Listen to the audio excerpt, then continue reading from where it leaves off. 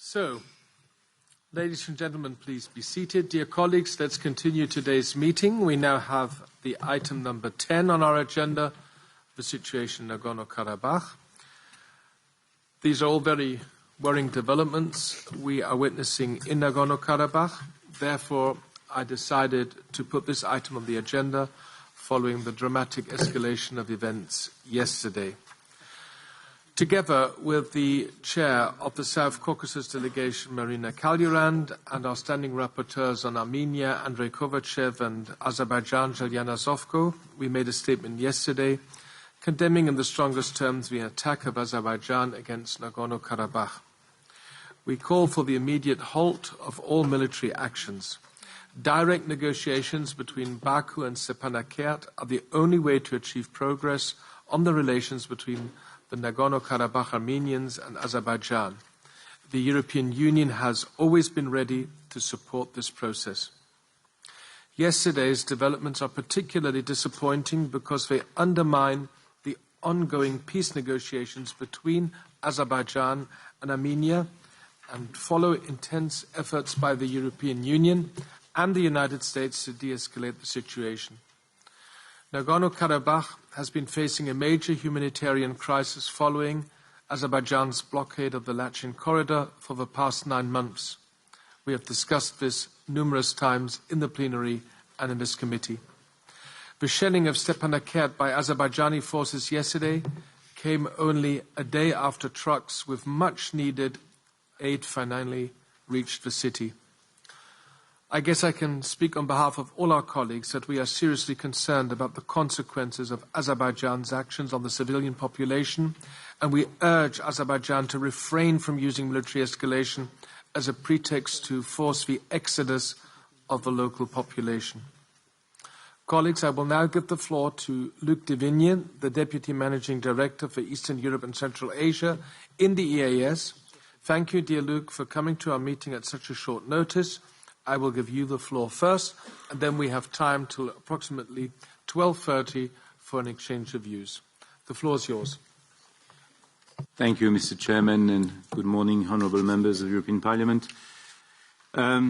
Indeed, and I fully subscribe to all your words in your introduction, these are quite dramatic moments and a very timely discussion on what's going on. Obviously, the situation is extremely fluid and is developing as we speak on the ground. So it is, of course, to keep this in mind when we try to draw conclusions, or even more complicated to predict the future. But first of all, I certainly welcome your statement as well as your colleagues, to which we subscribe, and you have seen that we have issued similar statement. But the situation on the ground is quite complicated. You have seen that the Azeri launched a military operation. They said that the objective is to, I quote, disarm illegal Armenian military formation and restoring Azerbaijani constitutional order, end quote. And they took as a excuse, or in their own eyes justification, the explosions of a mine that killed some personnel. But as you rightly reminded us, Mr. Chairman, this doesn't come out of the blue. This comes after a long series of blockade activities. And even if you rightfully mentioned that recently a couple of trucks reached Nagorno-Karabakh, we're talking about drop in the water, considering the discrepancy between the needs and these couple of trucks. So we're not even at 1% of the needs. During this operation, the Azeri military authorities have advised the population through leaflet and through speakers to stay home, but not to take part in military operation, to move away from military points, from the troops, to prevent helping the troops. But at the same time, they only offered humanitarian corridors. They said they would do so, but for a very limited number of people. In any case, The problem is that, of course, after 9 months of blockade, particularly on blockaded energy, there is no petrol. There is even if people want to leave, they don't physically have the means. Not to mention that the number of this population is composed of old people who probably need help.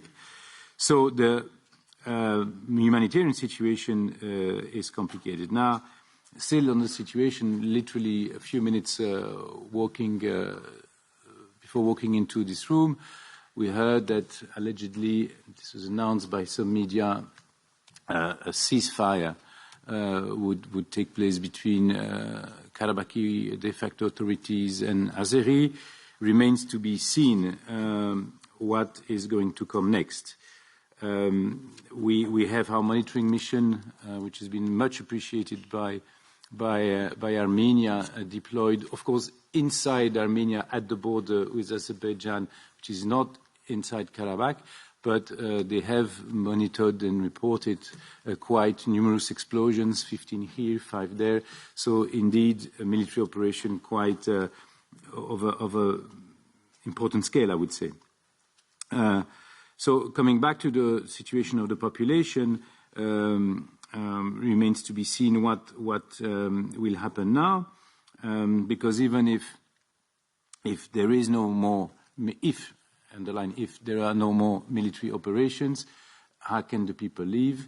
It is likely that many will be willing to leave, because after the 9 months blockade, who would want to risk to stay in a further situation, even if the Azerbaijani authorities say that, insist that Karabakhi will be treated like all Azeri citizens, that they will benefit from a richer country, etc., etc. But of course, the Karabakhi also compare this with what has actually happened to them in the 9 months. So it's an issue of trust, which is darkly missing, I would say. Perhaps a couple of words also on the Russian role. You have seen the quite amazing, threatening tweet by ex-President Medvedev and ex-Prime Minister Medvedev, threatening Prime Minister Pashinyan, saying, ending up, guess what fate will happen to him, referring to, I quote Medvedev, a flirt with NATO, and I do not personally believe that it's a coincidence that it is happening, and there is an attempt to blame Prime Minister Pashinyan both for what happened in 2020 and what happens now. And also I note that it's the last day of a joint military exercise with the US that Armenian armed forces are having, even if it's a small-scale operation of training of less than 100 people.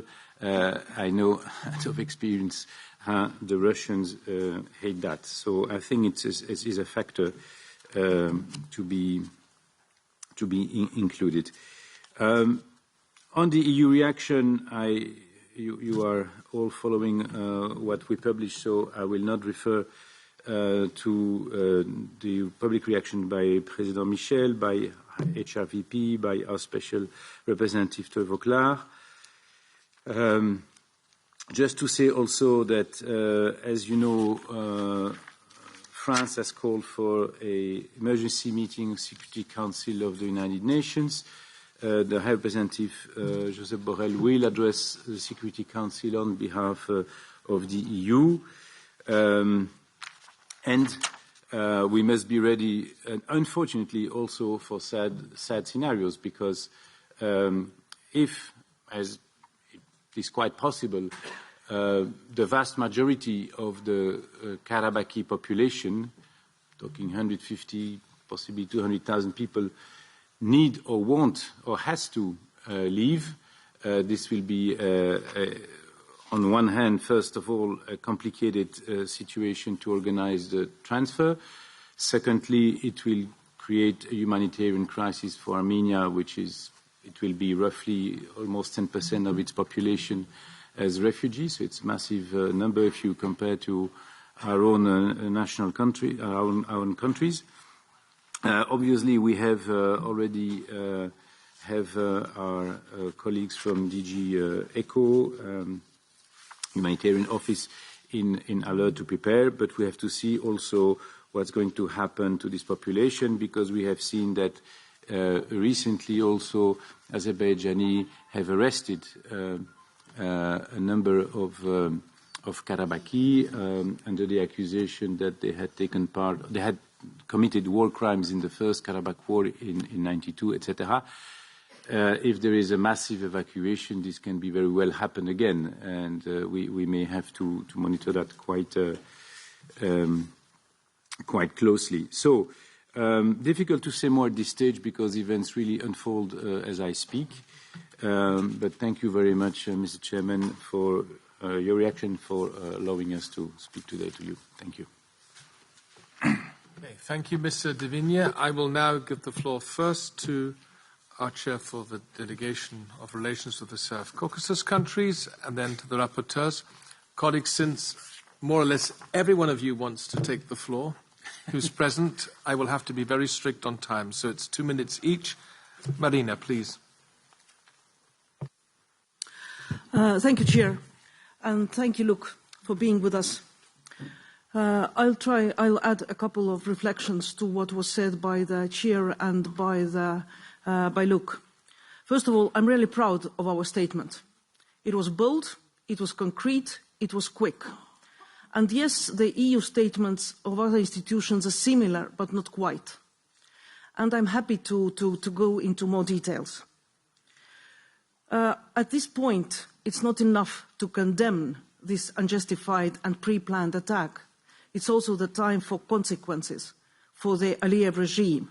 So I think my first question is Commission, External Action Service, is Council considering and discussing imposing of sanctions on those who are responsible for this military action and the suffering of the people? Second, I think it's time to reconsider EU's relations with Azerbaijan. That's not right to call them reliable partner, strategic partner. We've seen those statements in Baku. One of them was just recently by Commissioner Varhelyi at a meeting with Azerbaijani foreign minister. And it was happening when Azerbaijan was already bringing its forces to Nagorno-Karabakh. So at this point, I think the ceasefire agreement, if it's going to happen, it is a good thing. I agree completely with Prime Minister Pashinyan's intention not to go to war, but to save his people. Return to ceasefire, peace negotiations is crucial. And yes, I also agree that we have to pay attention to the humanitarian catastrophe. It's already there, and the situation will worsen.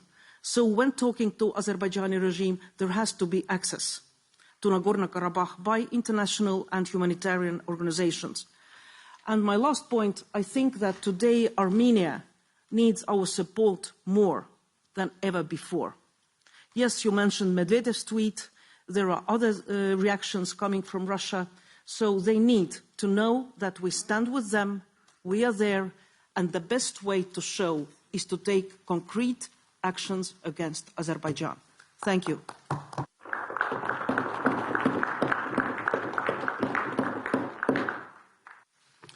Thank you, Marina. Andrei Kovachev, please, 2 minutes. Thank you very much, David. Thank you for calling this point, urgent point on our agenda. I will say first I'm extremely sad about these tragical events from yesterday, and would like to remind you from where we are coming. We are coming from a huge failure of the international community for decades with this Minsk Group co-chair about the basic principles of territory integrity, self-determination and non-use of force. The two basic principles was violated by Azerbaijan.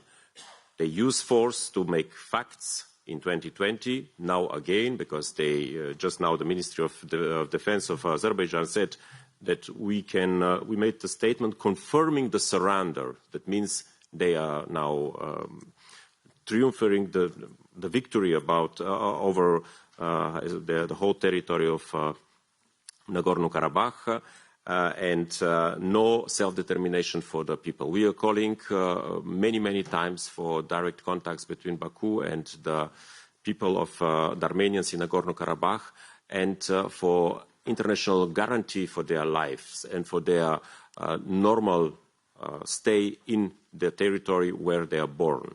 And this is, I think, the key point. The key point in all these peace negotiations is not the delimitation, demarcation of the border or the corridor to Nachichevan, but the key is how these people, the Armenians in Nagorno-Karabakh, can live in this atmosphere of no trust, of military actions, of threats, how they can go to school, how they can practice their religion, and or how they can develop the career, how they can have food, etc. My call is to the Commission, but also to the Member States. We should provide Armenia with additional financial infrastructural support and to request by Baku the full access to Nagorno-Karabakh for delivery of goods, of everything what is needed for the population in Nagorno-Karabakh. The military action must stop. Russia cannot be presented anymore as any kind of peacekeepers. They was very late in 2020 by negotiating this trilateral statement, which was not followed by Azerbaijan, and now again they allowed Azerbaijan to start again this making facts and conquering villages by villages. Thank you. Thank you, Andrei. Zhalyana Zovko is excused. She sent us an email. So I can now give the floor to members who wish to speak. In the moment, I have 15 requests to take the floor. Please indicate whether you would like to, if you haven't done so yet. And Adolfo will note all the names. Once again, we have to be strict on time. It's 2 minutes each maximum, and we kick off with Michael Gahler for the EPP. Thank you very much. I think what we see is a concerted agreement between Putin and Aliyev. Aliyev getting his territory in full size back, so to say, and this, when I'm reading correctly, this ceasefire was conditioned that the Armenians agree to lay down their arms. Apparently that has taken place, and now they are taking over fully militarily. And Putin hopes that this will destabilize Pashinyan from within Armenia. We have seen demonstrations yesterday evening, and in his ideal case, probably he would be replaced by, shall I say, a Lukashenkian, if I use the Armenian ending of Lukashenko. So some kind of puppet under Moscow's control. I think we politically need to, as the previous colleague said, strengthen and support additionally the Armenian government, which is democratically elected and legitimized in this area. And we need to insist that we don't allow that the people who want to stay in Stepanakert and surrounding, that they are not pressured to leave. I think they have a right to stay where they are, and we must insist and also offer humanitarian aid, so in the first place, and then free access for and a reopening of the border also, so that there can be a free flow of goods and people. That must be our demand. And indeed, we should think how to react in the long term with Azerbaijan. I mean, we are getting gas from them. I think there is, in the meanwhile, enough on the market, and I'm afraid that much of the alleged labeled Azeri gas is de facto Russian gas. So I think we should definitely try and get rid of this need to take gas from there, and thereby weaken their stance, what they have taken now. Thank you. Thank you. Tonino Pizzula? No? Well, your name is on the list. Then from the S&D, Isabel Santos. Thank you, Mr. President. I'm switched to Portuguese for those that need earphones. Não podemos, neste momento, ser ingênuos. As declarações são muito importantes, mas o mais importante são as ações que formos ou não formos capazes de tomar neste momento difícil, de crise e decisivo. E não podemos esquecer que, em parte, isto é o resultado dos consecutivos erros que temos vindo a cometer. Quando temos o comissário Verheil e a própria presidente da Comissão, Ursula von der Leyen, a visitar o Azerbaijão, a assinar acordos com o Azerbaijão e a dizer que o Azerbaijão é um parceiro confiável e digno de confiança. Isto marca uma linha que alimenta os factos. Nós não podemos esquecer o que foi ocorrendo ao longo dos anos, o que ocorreu em 2020 e agora estamos a ser confrontados com um novo facto que nós próprios criamos e que é uma vingança contra as ações e as tomadas de posição por parte do primeiro-ministro do Azerbaijão.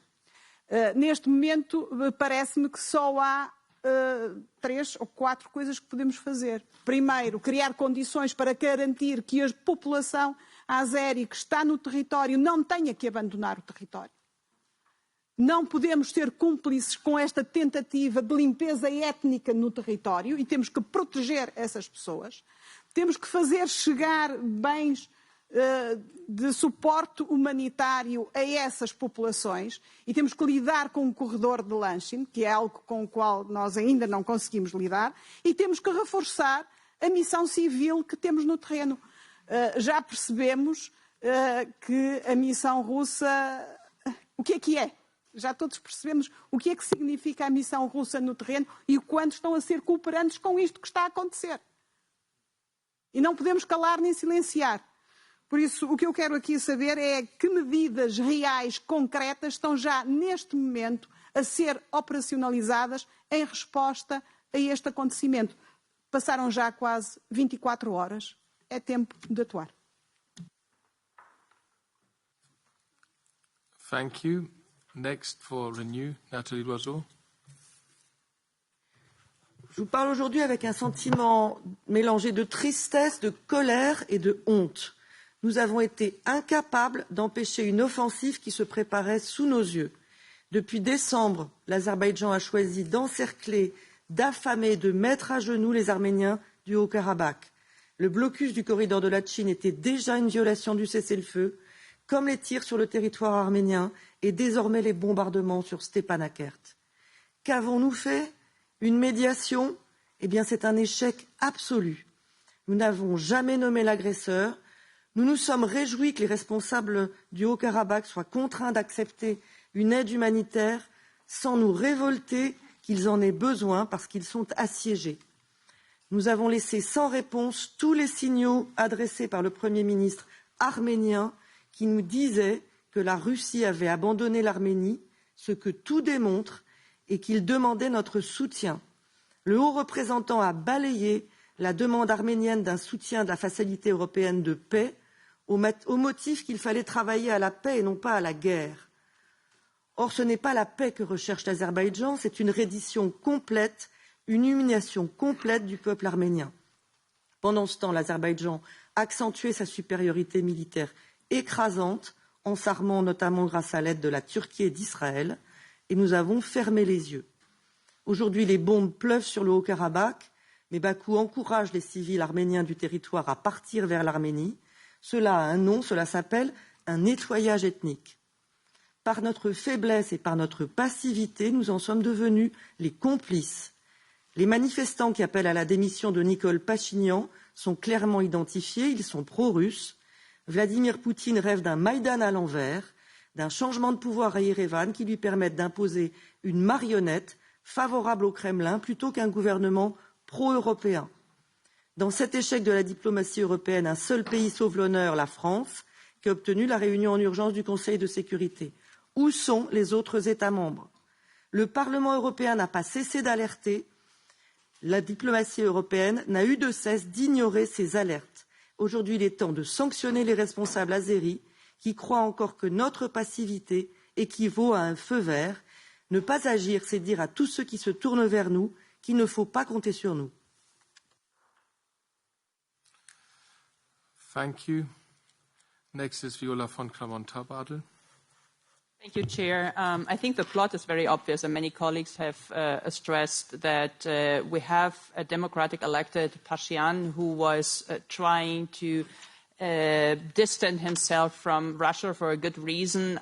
Russian so-called peacekeepers were never guaranteeing peace in this region, but the opposite. And now we see that obviously there is an interest in the Kremlin to topple this government, this rather progressive, advanced government who was trying to sideline with the European values, trying to get rid of the Russian influence in the country and many more things.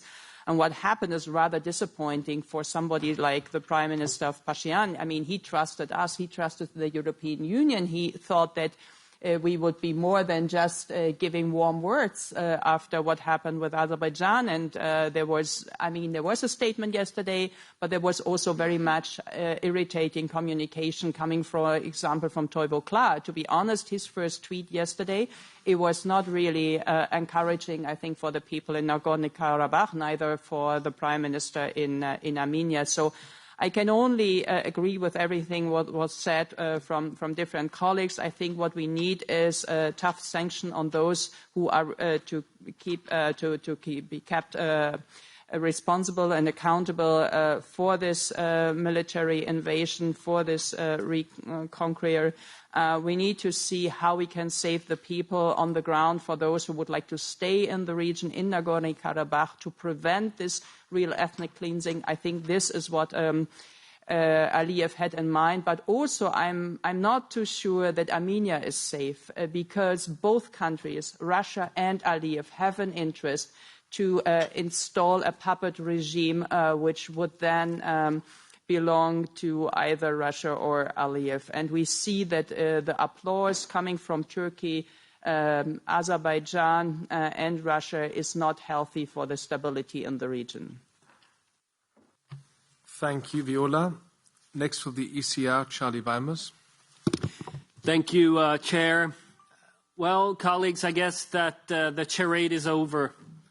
Years and years we've heard so-called leaders, European leaders, talking about both sides needing to refrain from aggression. We all remember those statements, don't we? Now, according to the latest news, there will only be one side in Artsakh, the Azeri side. Allegedly, discussions on the reintegration of Artsakh into Azerbaijan will commence tomorrow. And Mr. Devine from the External Action Service clearly said that he expects that the Armenian population will want to leave. And yes, of course they won't. They've been starved by the Azeris. They've seen churches destroyed, other forms of cultural heritage as well. They've experienced the shelling of civilians by Azerbaijan. Of course, they are afraid for their lives. And the External Action Service says that we should be ready for sad scenarios and mention a humanitarian crisis potentially unfolding in Armenia proper. Now, if an ethnic population leaves an area they have inhabited for since times immemorial, that's ethnic cleansing. And I heard nothing from the External Action Service about measures to be taken by the European Union to avoid an ethnic cleansing of Artsakh. So my question would be, are there any plans of sanctions? Are there any reassessments of our relationship with Azerbaijan and President Aliyev going on? And what kind of support will Armenia receive? Thank you. Thank you, Charlie. No request to take the floor coming from the ID group. Then we move on to the left. Mr. Georgiou. Ευχαριστώ, κύριε Πρόεδρε.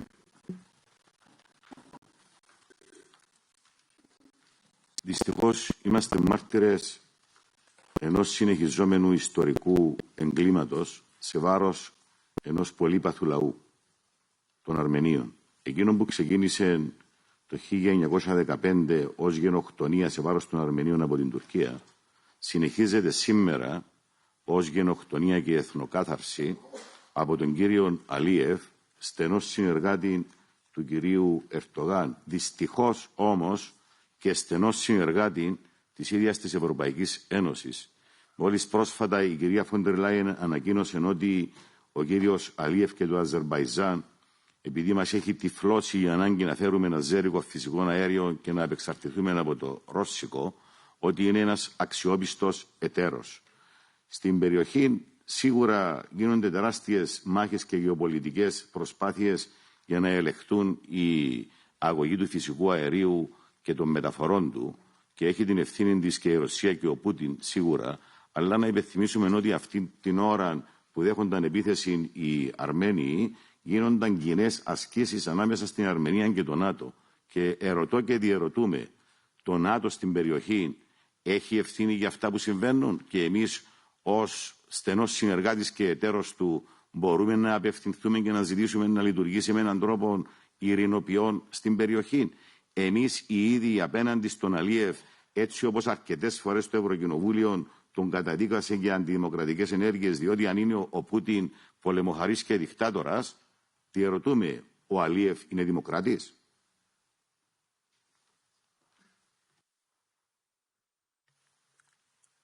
Thank you. Second round of speakers, and we begin with Miriam Lexman. Thank you very much. Dear colleagues, I think it was clear that just before summer, during our exchange with Borrell, that this House was not happy with the situation, how EU is handling the situation in Azerbaijan and Nagorno-Karabakh. We have been observing how people were deprived from food, medicines and essential goods, and at the same time, the blockage of the Lachin corridor. But, in the meanwhile, Russia has relaunched its gas supply to Azerbaijan, and we have signed the memorandum of understanding and strategic partnership with Azerbaijan on the support in terms of gas. Regardless if Azerbaijan is re-exporting us directly Russian gas or is using the Russian gas in order to support its domestic needs, in order to free up gas to export to EU, this is in a concrete breach with our attempts to diminish or cancel our dependency on Russia in terms of energy. I think this is a contradiction of our words and our deeds, and we have to really make sure that we are not allowing another war. This contradiction between words and goods was already allowing the war in Ukraine, and we have to make sure that this is ending up. Meanwhile, we have seen the deterioration of the human rights situation in Azerbaijan itself, and we are closing our eyes in front of the situation. And for this reason, I think we have to demand that the EU conducts immediately a testing of the gas we are receiving through the southern corridor, and to find out if this is not Russian gas. Second, we have to impose sanctions on Azerbaijan unless Azerbaijan immediately halts its military aggression. And third, we have to temporarily suspend all bilateral relations with Azerbaijan unless Azerbaijan recommits to its human rights protection and international values and laws. Thank you very much. Thank you. Next is Raphael Glucksmann. Merci, Monsieur le Président. Nous avons sous les yeux le résultat de notre compromission avec le régime d'Aliyev. À force de traiter celui qui prépare l'offensive et la guerre comme un partenaire fiable, eh bien, nous le renforçons et nous lui envoyons le signal qu'il peut y aller. Or, le problème, c'est que dans le même temps, il recevait un signal encore plus clair de la part des Russes, lui signifiant qu'il n'y aurait aucun coup pour une offensive nouvelle. Le but des Russes est clair, c'est d'obtenir la tête de Pachinian. Le but des Russes, c'est d'obtenir la tête d'un gouvernement démocratique en Arménie qui a fait le choix de l'émancipation et le choix de la liberté. Mais nous, notre but, il n'est pas clair. Nous, notre politique n'est pas claire. Depuis le début, on a l'impression que nous sommes guidés par ce besoin indéniable de gaz, mais que nous avons oublié tous les autres aspects d'une politique cohérente à l'échelle européenne. On a déjà fait cette erreur avec Vladimir Poutine pendant très longtemps. Et en fait, on est en train de reproduire exactement la même erreur. Donc, comment on peut espérer que l'Union européenne s'affirme comme une puissance géopolitique si on est prêt à sacrifier ainsi des alliés aussi importants que les Arméniens et si on est prêt à envoyer le signal que nous ne sommes fiables auprès d'aucun allié. Donc, que va-t-on faire pour envoyer le signal à Bakou que nous sommes assez sérieux pour s'attaquer au gaz, qui est la source première et ultime du financement du nettoyage ethnique qui va malheureusement arriver si nous ne faisons rien.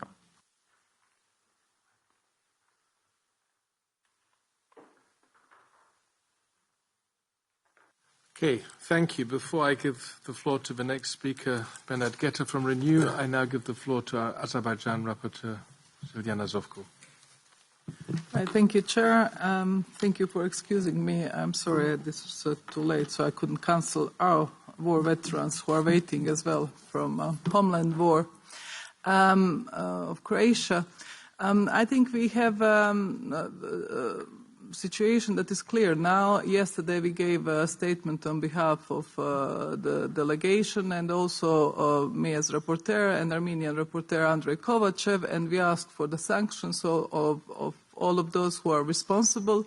I'm just receiving the news that there is some ceasefire agreed, so factually it means capitulation of the resistance in this area. But what is really the most important step that we have to focus on is that none of the people who remain there is their lives should be protected and their rights as well to remain and to stay there, and that this ethnic cleansing that is developing in front of our eyes should not be denied by the External Action Service and the preventive diplomacy that is completely failed from us as Europeans and also from the international community that was expecting for this to happen for many months. So we know, and we should not compromise with the deals with any of the authoritarian regimes. So first sanctions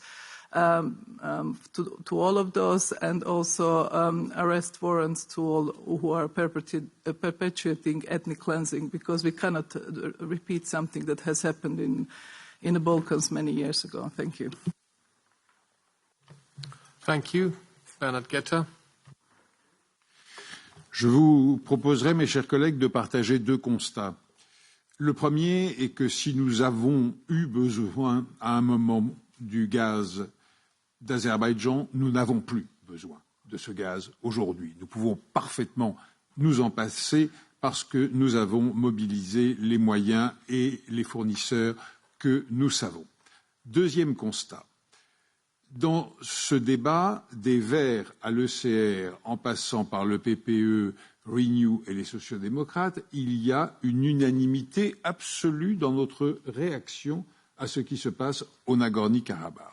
Alors tirons-en les conclusions. Tirons les conclusions de notre unanimité en nous tournant directement vers les présidents de nos groupes, à défaut de pouvoir faire adopter par une plénière une résolution d'urgence. Tournons-nous vers les présidents de nos groupes et demandons-leur de lancer un appel à la fois aux institutions européennes et aux 27 capitales de l'Union pour immédiatement arrêter nos achats de gaz d'Azerbaïdjan et prendre des sanctions contre la famille Aliyev et ses soutiens et amis. Deuxièmement, nous pourrions nous tourner comme commission des affaires étrangères du Parlement européen vers les commissions des affaires étrangères des 27 parlements nationaux de l'Union européenne pour leur demander de s'associer à notre démarche, de la partager et de lancer le même appel que nous évidemment, à nos gouvernements et aux institutions européennes. Et puis, troisième point, là, il s'agit de politique et de démonstration politique. Il s'agit de dire deux choses sur la scène internationale. Premièrement, que l'exemple qu'a donné M. Poutine en agressant l'Ukraine, eh bien, l'Azerbaïdjan le suit aujourd'hui au Nagorno-Karabakh et que si on n'arrête pas là, eh bien, nous allons installer le chaos dans le monde.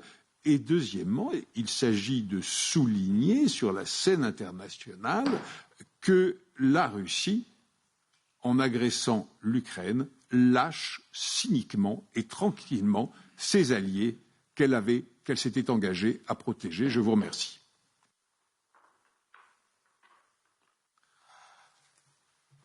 Thank you.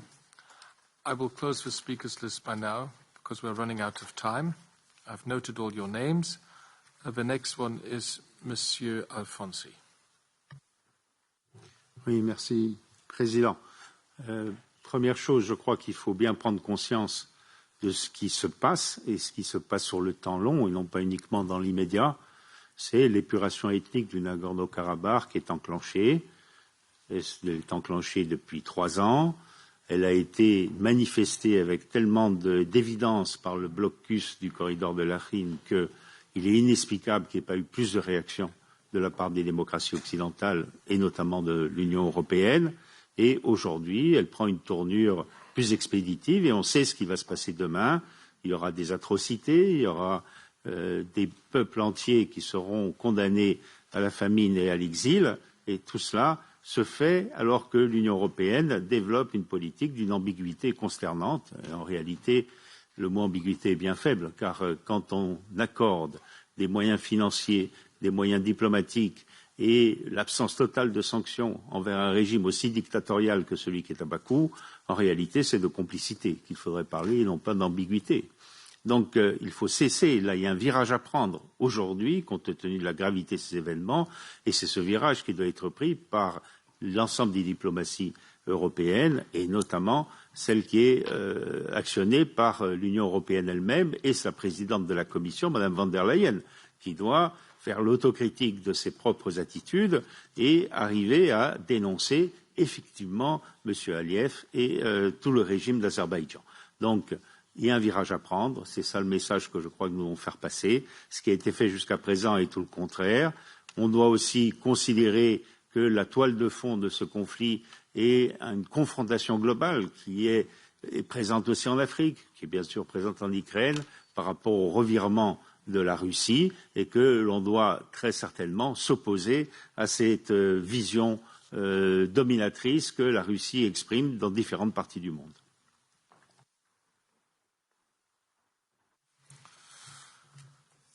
Merci, cher collègue. Asita Kanko.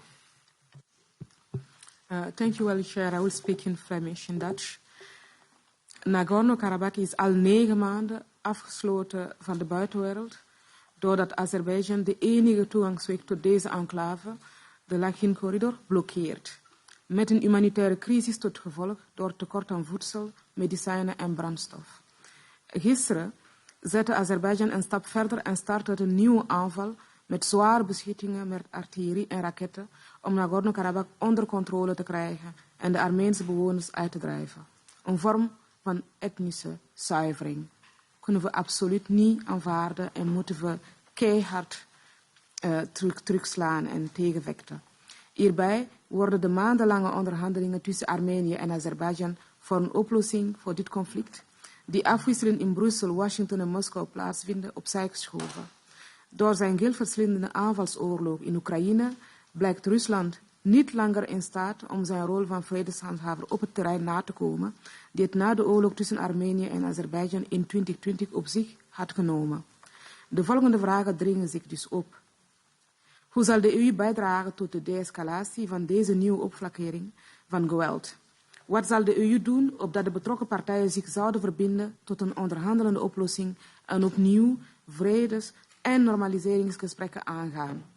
Wat zal de EU doen om andere regionale spelers in dit conflict, zoals Turkije en Iran, in te tomen? welke veiligheidsgaranties voor de 120.000 etnische Armenen in het gebied wil de EU ondersteunen? Overweegt de EU sancties in geval Azerbeidzjan het staakt het vuren blijft schenden? En wat ik mij ook wel nog afvraag, hoe vrij zijn de handen van de EU eigenlijk in de regio na de energiedeal met Baku? Dank u wel.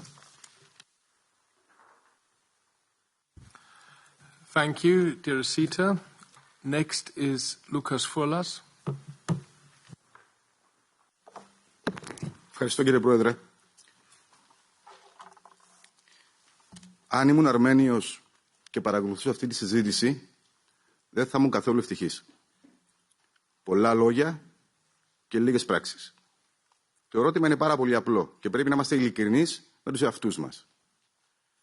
Θα τιμωρήσουμε ή όχι το Αζερμπαϊτζάν που επιτίθεται αυτή τη στιγμή στην Αρμενία, ετοιμάζεται και για στρατιωτική επέμβαση στο αρμενικό έδαφος? Προβαίνει, κύριε εκπρόσωπε της Ευρωπαϊκής Ένωσης, δεν είναι πολύπλοκη κατάσταση. Είναι εθνοκάθαρση. Και εμείς ως Ευρωπαϊκή Ένωση μιλάμε πολύ χωρίς να πράττουμε τίποτα. Είχαμε προειδοποιήσει εδώ και πάρα πολύ καιρό ότι γίνεται εθνοκάθαρση στην περιοχή. Είχα πάει προσωπικά, είχα ενημερώσει και την Πρόεδρο του Ευρωκοινοβουλίου ότι υπάρχει ανθρωπιστική βοήθεια στα σύνορα που δεν μπορεί να πάει να βρει εκείνους που τη χρειάζονται και δεν πράξαμε τίποτα. Υπάρχουν Ευρωπαίοι παρατηρητές στο έδαφος της Αρμενίας που παρατηρούν χωρίς να παρεμβαίνουν. Και το ερώτημα μου είναι πάρα πολύ απλό. Αυτή τη στιγμή που το Αζερμπαϊτζάν σφάζει ένα ολόκληρο λαό, ως Ευρωπαϊκή Ένωση τι θα κάνουμε? Θα προβούμε σε φραστικές καταδίκες, θα βάλουμε ψηφίσματα, θα καταδικάσουμε έντονα ή θα πράξουμε κάτι όπως πράξαμε στην περίπτωση της Ρωσίας με την Ουκρανία? Είναι πολύ απλά τα πράγματα και πρέπει να είμαστε ειλικρινείς με τον εαυτό μας. Ευχαριστώ πάρα πολύ.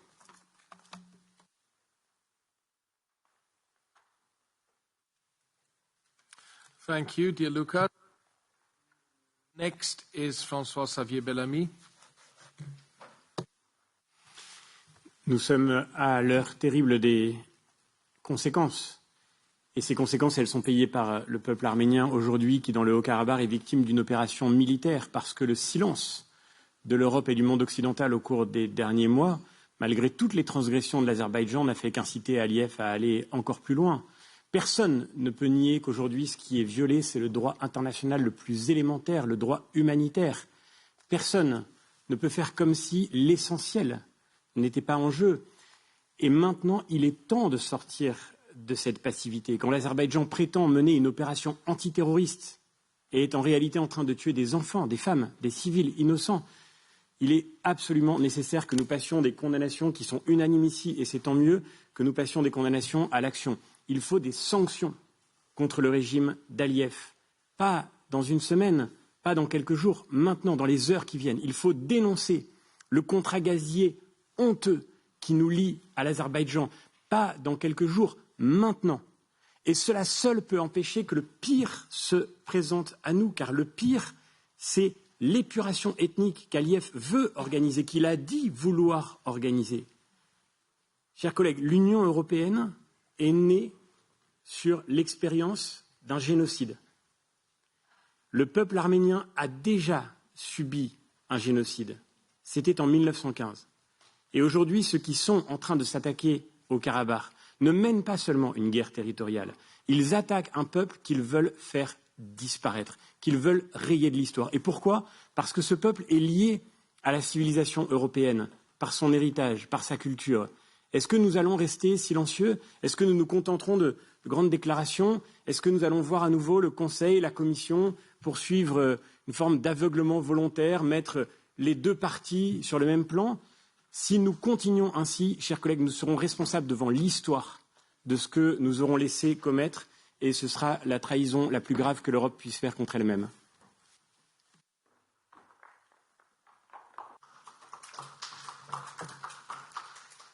Thank you, François-Xavier. Mr. Jambatsky is next, please. Благодаря ви, уважаеми господин председател. Уважаеми колеги, Армения, арменците в Карабах и в Арцах най-вече имат нужда от помощ сега. Не от декларации, не от разсъждения, не от философии, не от геополитически наблюдения, а от помощ сега. Тази помощ трябва да бъде и финансова, тя трябва да бъде хуманитарна и тя трябва да бъде и с ясни действия срещу режима в Баку, режима в Азербайджан.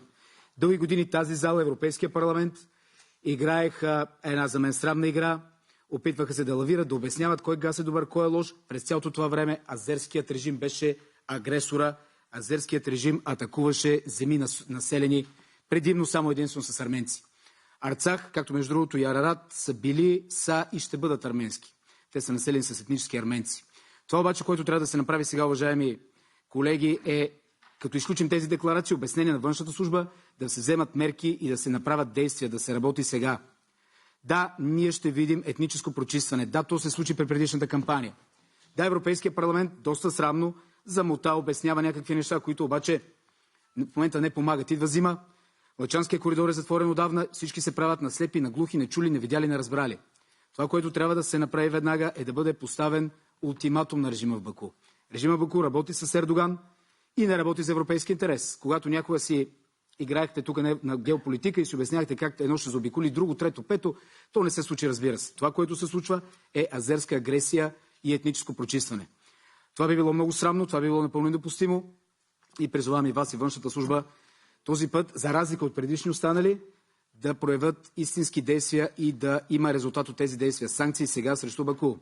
Искане за финансова и хуманитарна помощ сега. Отваряне на Лъчанския коридор сега.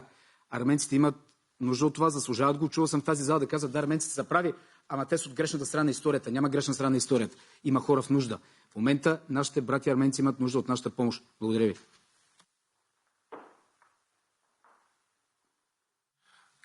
Thank you. Final two speakers. First, Mr. Kubilius. Well, I will maybe ask some questions to Lugdevini. Situation today is different than it was yesterday. And there are announcements that Azeri government made an agreement with Karabakh leadership with Russian, presence in those negotiations. So my question is very simple. And agreement is that Karabakh authorities will dismantle their military, units, whatever they have, and things like that. My question is, what is EU opinion on that ceasefire agreement? First of all. Second, Russians were present, in negotiations on this agreement. Why EU was not present? Very simple question. Next question. You spoke about ethnic cleansing like it's really going to happen, and the question is, how EU will give humanitarian support for those who will be, pushed out from Karabakh. Can EU make very clear, red lines? Ethnic cleansing will be very much opposed, whatever, it will need to be done by EU, and that is what we are not, looking like, really what Azerbaijan has a right, and then we shall look how to support, in a humanitarian way. So let's be much more strong here, and maybe, Azeri will try to go a different way, really to bring at the end, some kind of peace. And the last point, how we are going to support Pashinyan government. Because those who are, Armenians who, I will conclude here. Those who were very much, keen to defend Karabakh now are, fighting against Pashinyan in the streets of Yerevan. And this is, what really is Russian dream, to destroy Pashinyan government. So we need to be very strong. And can EU, give a very simple, proposal to open for Armenia a upgrade of association agreement? Thank you. We have one more speaker, and I will give her the floor. And on this occasion, I would like to welcome a new colleague to our Foreign Affairs Committee, Anja Hager. The floor is yours for 2 minutes. Thank you very much. The situation in Nagorno-Karabakh has been dire for some time, and the EU did nothing. In fact, a memorandum of understanding has been concluded with Azerbaijan. This memorandum should be suspended, especially now, given the fact that it is precisely this memorandum that gives the regime in Baku the international legitimacy to be aggressive against the people of Nagorno-Karabakh. And is the EU willing to do that? I look forward to receiving a positive answer. And also very important, what will the EU do to help the residents of Nagorno-Karabakh? It's very essential now. And I totally agree on an urgency resolution on the situation of Nagorno-Karabakh, as one of my colleagues announced. And so hopefully we can send a clear signal with this resolution as European Parliament. Thank you. Thank you, Ms. Hager. That was all your comments. Back to Luc de Vigne. Perhaps you can conclude. I've been informed that we have 10 minutes longer interpretation, so if you can limit your statement to 7-8 minutes maximum, please. Thank you, Mr. Chairman, and thank you to the honourable members for the questions or criticism. Well, it's always, of course, a question whether the EU has done enough or not, but whether the EU could do more or not. Let's not forget that the EU had the difficult situation, but also an advantageous situation to be a mediator and to try to do its best. But unfortunately, we all know that it takes two to tango, but one to make war. And the fact that the EU was, even if it is seen today as an unsuccessful, but I think the devil is also in the details, and I want to go into an analysis of what has happened for the last 2 years.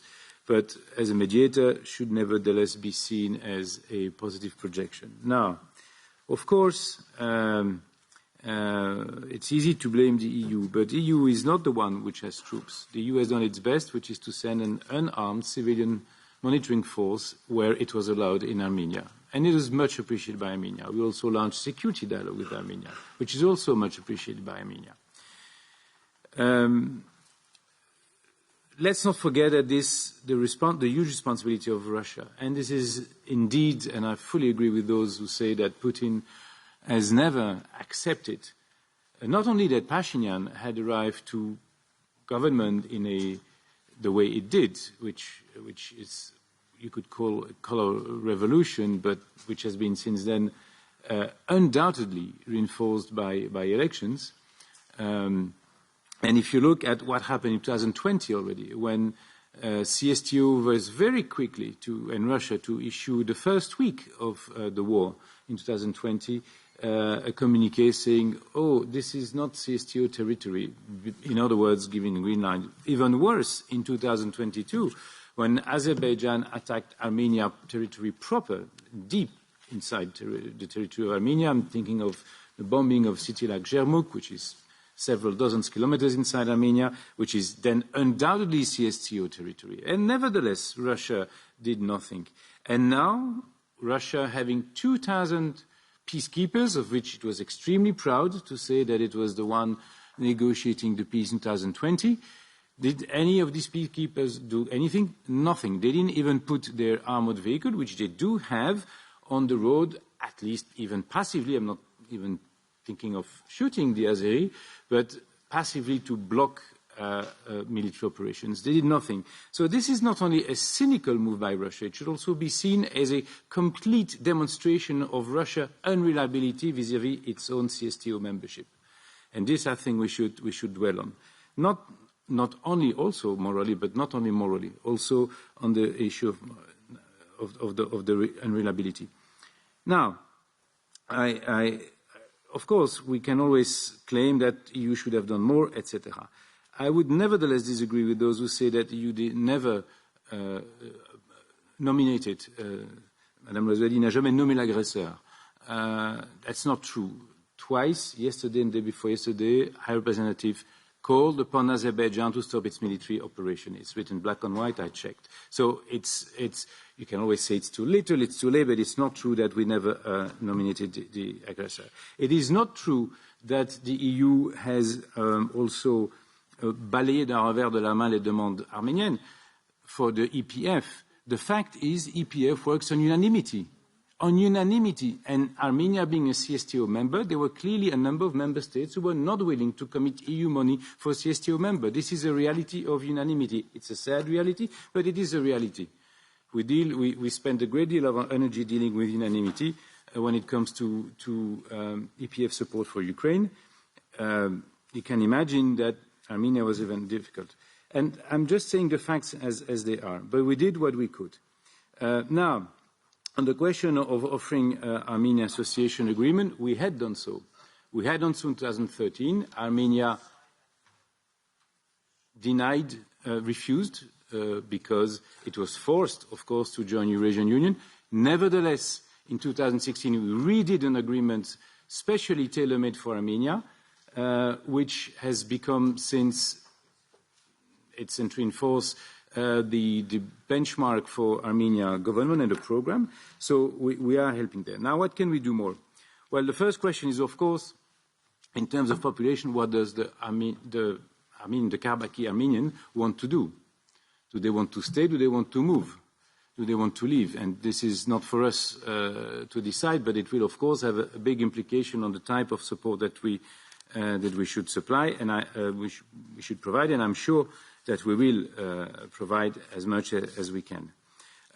Now, the key question, or the recurring questions on sanctions. I need not explain to you, Mr. Chairman, you know it better, and the members of this House as well, that sanctions require two things. One, a legal regime, and two, a political unanimity. And we see that every day when it comes to renewal since 2014 of the Russian sanctions, but we have, of course, many other sanctions regimes.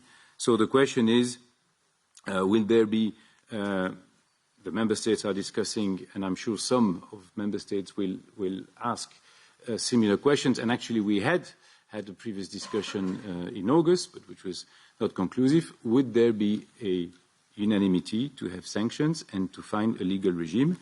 You know that if ethnic cleansing is a different story, because ethnic cleansing has its own legal regime, but we're not there yet, and there are legal consequences of calling something ethnic cleansing. So it is.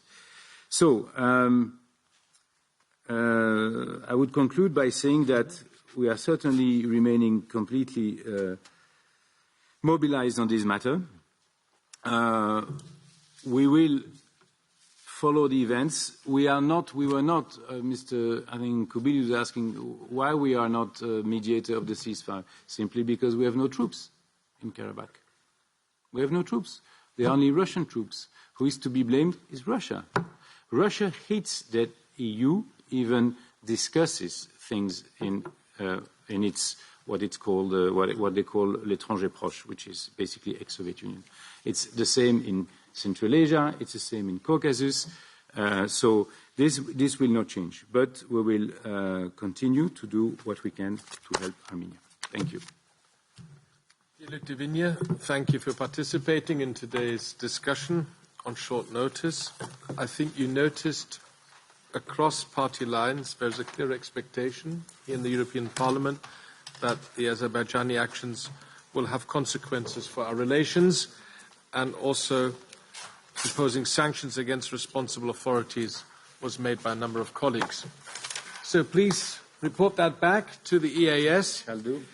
Colleagues, this ends this morning's session. We will be back this afternoon for a joint session with our colleagues from DEVE and DOA on the Sakharov Prize.